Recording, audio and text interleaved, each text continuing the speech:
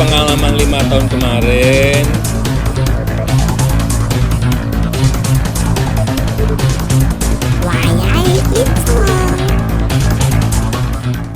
Sejarah masuknya Islam ke Nusantara. Sepeninggalan Nabi Muhammad, tepatnya pada 632 Masehi silam, kepemimpinan agama Islam tidak berhenti begitu saja. Kepemimpinan Islam diteruskan oleh para khalifah dan disebarkan ke seluruh penjuru dunia termasuk Indonesia.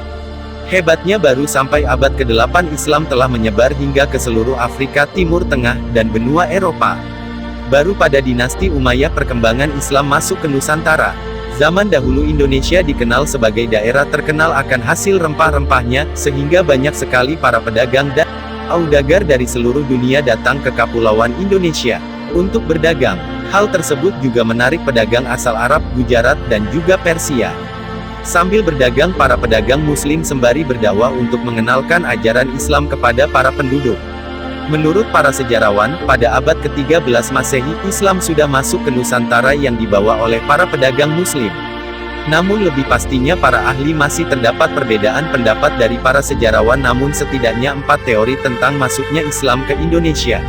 Yang pertama, teori Gujarat. Teori ini beranggapan bahwa agama dan kebudayaan Islam dibawa oleh para pedagang dari daerah Gujarat, India yang berlayar melewati Selat Malaka. Teori ini menjelaskan bahwa kedatangan Islam ke Nusantara sekitar abad ke-13 melalui kontak para pedagang dan kerajaan Sapasai yang menguasai Selat Malaka pada saat itu. Teori ini juga diperkuat dengan penemuan makam Sultan Samudera Pasai, Malik As-Saleh pada tahun 1297 yang bercorak Gujarat. Teori ini ditemukan oleh S. Kulbron J. dan J. Ichnapel. Yang kedua, teori Persia. Umar Amir Hussein dan Hussein Jajadiningrat berpendapat bahwa Islam masuk ke Nusantara melalui para pedagang yang berasal dari Persia, bukan dari Gujarat. Persia adalah sebuah kerajaan yang saat ini kemungkinan besar berada di Iran. Teori ini juga tercetus karena pada awal masuknya Islam ke Nusantara di abad ke-13, ajaran yang marak saat ini adalah ajaran Syiah yang berasal dari Persia. Selain itu, adanya beberapa kesamaan tradisi Indonesia dengan Persia dianggap sebagai salah satu penguat. Contohnya adalah peringatan 10 Muharram Islam Persia yang serupa dengan upacara peringatan Tabuik atau Tabuk di beberapa wilayah Sumatera, khususnya Sumatera Barat dan Jambi. Yang ketiga, teori Cina. Lain halnya dengan Slamet Mulyana dan Sumanto Al-Qurtubi, mereka berpendapat bahwa sebenarnya kebudayaan Islam masuk ke Nusantara melalui perantara masyarakat Muslim China.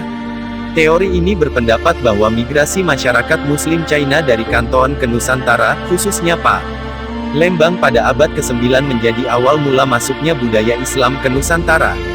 Hal ini dikuatkan dengan adanya bukti bahwa Raden Patah, Raja Demak, adalah keturunan China. Penulisan gelar Raja-Raja Demak dengan istilah China, dan catatan yang menyebutkan bahwa pedagang China lah yang pertama menduduki pelabuhan-pelabuhan di Nusantara. Dan yang keempat, teori Mekah.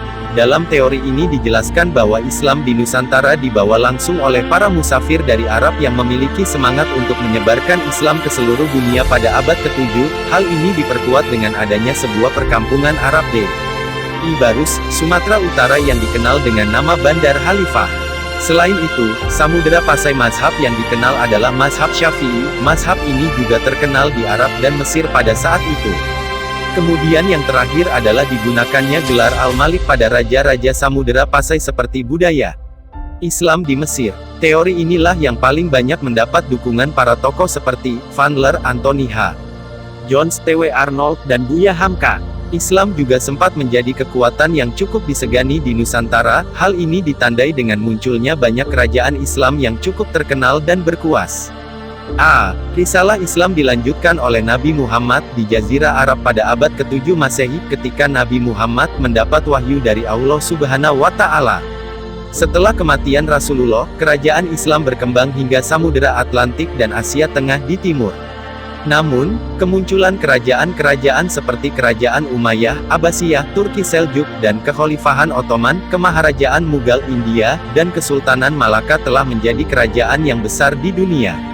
Banyak ahli-ahli sains, ahli-ahli filsafat dan sebagainya muncul dari negeri-negeri Islam terutama pada zaman emas Islam.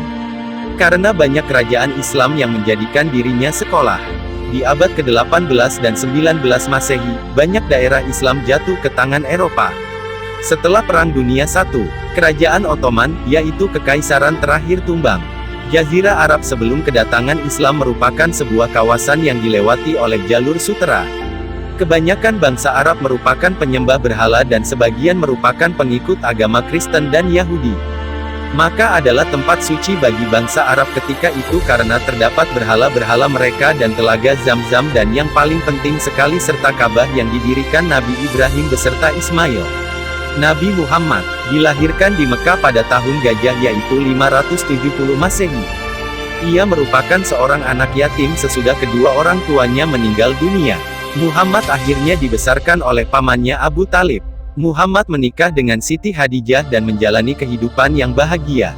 Namun, ketika Nabi Muhammad berusia 40 tahun beliau didatangi malaikat Jibril sesudah beberapa waktu Muhammad mengajar ajaran Islam secara tertutup kepada rekan-rekan terdekatnya, yang dikenal sebagai As-Sabiqun Al-Awwalun atau orang-orang pertama yang memeluk Islam, dan seterusnya secara terbuka kepada seluruh penduduk Mekah. Pada tahun 622 Masehi Nabi Muhammad dan pengikutnya hijrah ke Madinah. Peristiwa lain yang terjadi setelah hijrah adalah pembuatan kalender hijrah. Penduduk Mekah dan Madinah ikut berperang bersama Nabi Muhammad dengan hasil yang baik walaupun ada di antaranya kaum Islam yang tewas. Lama-kelamaan para muslimin menjadi lebih kuat dan berhasil menaklukkan kota Mekah. Setelah Nabi Muhammad wafat seluruh jazirah Arab di bawah penguasaan Islam. Agama Islam pertama masuk di Indonesia melalui proses perdagangan, pendidikan, dan lain-lain. Tokoh penyebar Islam adalah Wali Songo.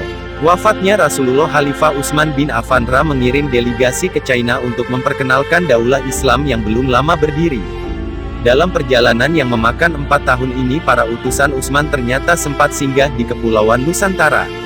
Beberapa tahun kemudian, tepatnya tahun 674 Masehi, dinasti Umayyah telah mendirikan pangkalan dagang di pantai barat Sumatera. Inilah perkenalan pertama penduduk Indonesia dengan Islam. Sejak itu para pelaut dan pedagang muslim terus berdatangan abad demi abad. Mereka membeli hasil bumi dari negeri ini sambil terus berdakwah. Lambat laun penduduk pribumi mulai memeluk Islam meskipun belum secara besar-besaran. Aceh, daerah barat dari Kepulauan Nusantara, adalah yang pertama sekali menerima agama Islam. Bahkan di Aceh kerajaan Islam pertama di Indonesia berdiri, yakni Kerajaan Samudera Pasai. Berita ini dari Marco Polo menyebutkan bahwa pada saat persinggahannya di Pasai tahun 692 Hijriah atau 1292 Masehi, telah banyak orang Arab yang menyebarkan Islam. Begitu pula berita dari Ibnu Battuta, pengembara muslim dari Maghribi yang ketika singgah di Aceh tahun 746 Hijriah atau 1345 Masehi, menuliskan bahwa di Aceh telah tersebar mazhab Syafi'i. Adapun peninggalan tertua dari kaum muslimin yang ditemukan di Indonesia terdapat di Gresik, Jawa Timur. Berupa komplek makam Islam, yang salah satu di antaranya adalah makam seorang muslimah binti Maimun. Pada makamnya tertulis angka tahun 475 Hijriah atau 1082 Masehi, yaitu pada zaman Kerajaan Singasari. Diperkirakan makam-makam ini bukan dari penduduk asli, melainkan makam para pedagang Arab. Sampai dengan abad ke-8 Hijriah atau 14 Masehi, belum ada pengislaman penduduk pribumi Nusantara secara besar-besaran. Baru pada abad ke-9 atau 14 Masehi penduduk pribumi memeluk Islam secara massal. Para pakar sejarah berpendapat bahwa masuk Islamnya penduduk Nusantara secara besar-besaran pada abad tersebut disebabkan saat itu kaum muslimin sudah memiliki kekuatan politik yang berarti. Yaitu ditandai dengan berdirinya beberapa kerajaan bercorak Islam seperti Kerajaan Aceh Darussalam, Malaka, Demak, Cirebon serta Ternate. Para penguasa kerajaan-kerajaan ini berdarah campuran, keturunan raja-raja pribumi pra-Islam dan para pendatang Arab. Pesatnya Islamisasi pada antara abad ke-14 dan 15 Masehi antara lain juga disebabkan oleh surutnya kekuatan dan pengaruh kerajaan-kerajaan Hindu atau Buddha di Nusantara seperti Majapahit, Sriwijaya dan Sunda. Thomas Arnold dalam The Preaching of Islam mengatakan bahwa kedatangan Islam bukanlah sebagai penakluk seperti halnya bangsa Portugis dan Spanyol. Islam datang ke Asia Tenggara dengan jalan damai, tidak dengan pedang, tidak dengan merebut kekuasaan politik. Islam masuk ke Nusantara dengan cara yang benar-benar menunjukkannya sebagai rahmatan lil alamin. Dengan Islamnya penduduk pribumi Nusantara dan terbentuknya pemerintahan-pemerintahan Islam di berbagai daerah kepulauan ini, perdagangan dengan kaum muslimin dari pusat dunia Islam menjadi semakin erat. Orang Arab yang bermigrasi ke Nusantara juga semakin banyak, yang sebagian besar di antaranya adalah berasal dari Hadramaut, Yaman. Dalam tarikh Hadramaut, migrasi ini bahkan dikatakan sebagai yang terbesar sepanjang sejarah Hadramaut. Namun setelah bangsa-bangsa Eropa Nasrani berdatangan dan dengan rakusnya menguasai daerah demi daerah di Nusantara, hubungan dengan pesat dunia Islam seakan terputus. Terutama di abad ke-17 dan 18 Masehi. Penyebabnya, selain karena kaum muslimin Nusantara disibukkan oleh perlawanan menentang penjajahan, juga karena berbagai peraturan yang diciptakan oleh kaum kolonialis. Setiap kali para penjajah terutama Belanda menundukkan kerajaan Islam di Nusantara, mereka pasti menyadarkan perjanjian yang isim. Ia melarang kerajaan tersebut berhubungan dagang dengan dunia luar kecuali melalui mereka. Maka terputuslah hubungan umat Islam Nusantara dengan umat Islam dari bangsa-bangsa lain yang telah terjalin beratus-ratus tahun. Keinginan kaum kolonialis untuk menjauhkan umat Islam Nusantara dengan akarnya, juga terlihat dari kebijakan mereka mempersulit pembaruan antara orang Arab dengan pribumi. Semenjak awal datangnya bangsa Eropa pada akhir abad ke-15 Masehi ke Kepulauan Nusantara, memang sudah terlihat sifat rakus mereka untuk menguasai Nusantara. Apalagi mereka mendapati kenyataan bahwa penduduk kepulauan ini telah memeluk Islam, agama seceru mereka, sehingga semangat perang salib pun selalu dibawa-bawa setiap kali mereka menundukkan suatu daerah. Dalam memerangi Islam mereka bekerja sama dengan kerajaan-kerajaan pribumi yang masih menganut Hindu atau Buddha. Satu contoh, untuk memutuskan jalur pelayaran kaum muslimin, maka setelah menguasai Malaka pada tahun 1511 Portugis menjalin kerjasama dengan kerajaan Sunda Pajajaran untuk membangun sebuah pangkalan di Sunda Kelapa. Namun maksud Portugis ini gagal total setelah pasukan gabungan Islam dari sepanjang pesisir utara Pulau Jawa bahu-membahu menggempur mereka pada tahun 1527 Masehi.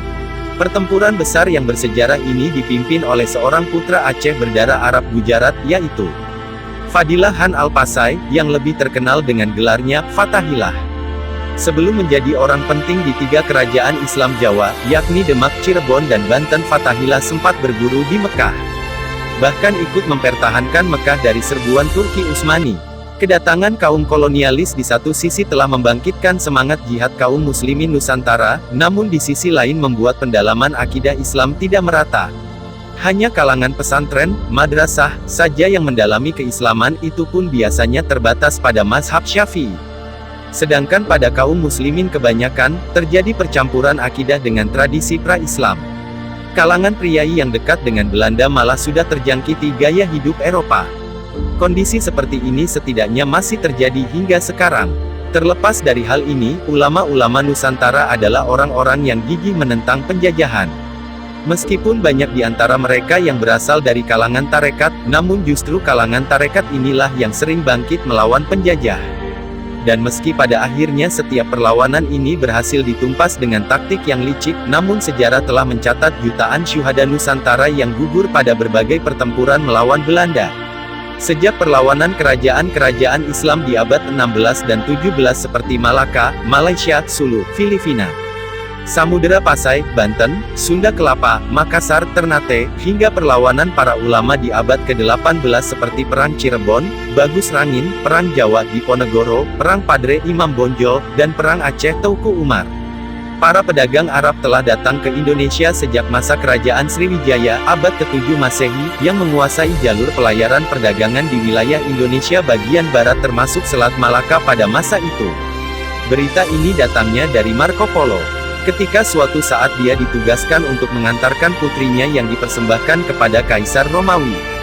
Begitulah sedikit perjalanan sejarah kerajaan Islam memasuki wilayah Nusantara saat pertama kali. Semoga informasi ini bermanfaat buat kita semua.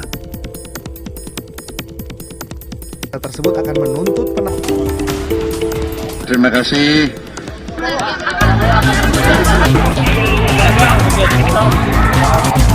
Dari pengalaman 5 tahun kemarin,